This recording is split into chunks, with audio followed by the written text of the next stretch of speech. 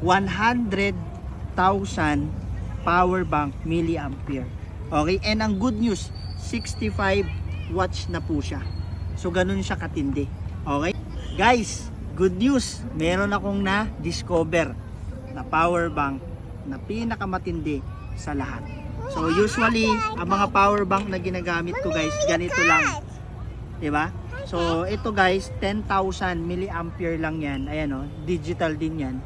Pero may discover ako, nakakasawa na kasi to dahil mabilis malobat, itong OraShare na 100,000 power bank milliampere. Okay, and ang good news, 65 watts na po siya. So ganun siya katindi. Okay, so ang good news nitong power bank na to, double purpose yan guys, dahil sa sobrang ganda ng packaging niya sa OraShare. Ayan o, diba?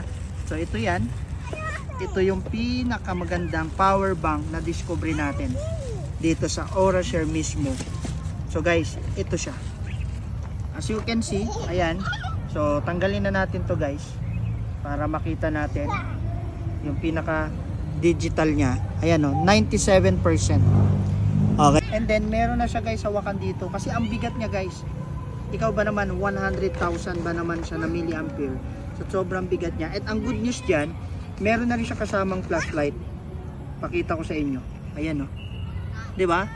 Imagine mo kung madilim sa area, sa lugar ninyo, diba, nag-brown out. So kung meron kang battery na ganito, magagamit mo, i-off mo lang yan, i-click mo lang din yan.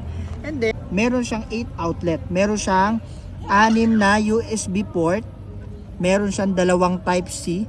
Okay, parang ito cellphone na to, lowbat na siya, 20%. So gagamitan lang natin yan ng connector guys. Pwedeng sabay-sabay dyan ha.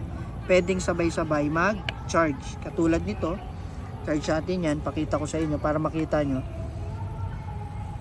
Ayan. Okay, charging na siya. May kita mo dito, out. Ayan o. Tapos may kita mo yung voltage, 5.1, naging 5.3, naging 9.0. Tapos yung ampere, kung gaano ka bilis yung pag-deliver niya dito sa cellphone na to. Dahil nga 65 watts siya. So mabilis siya, nakaka full charge.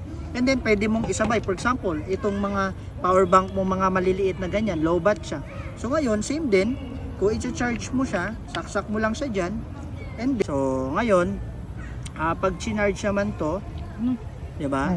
So ito yung outlet niyan. So isasaksak lang natin yan sa type C.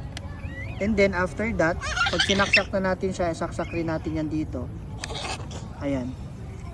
So, makikita mo, nag-charge na siya. Yung DJI natin. So, yung yung out nandito, yung pinaka-digital niya. So, pwedeng sabay-sabay yan nag-charge. Nag-charge yung cellphone, nag-charge yung power bank. And then, kung meron pang gusto, meron pa tayong mga USB port na pwedeng mag-charge yung iba. So guys, napakaganda, napaka-aesthetic ng dating. At the same time, diba, kung dadalhin mo siya, pwedeng ganito siya.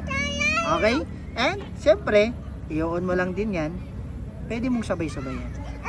Okay? So, anong panginihintay nyo guys? Click mo na dyan sa yellow basket nyo. Ilalagay ko yung link ng OraShare na 100,000 milliampere at 65 watts na siya. Murang-mura lang.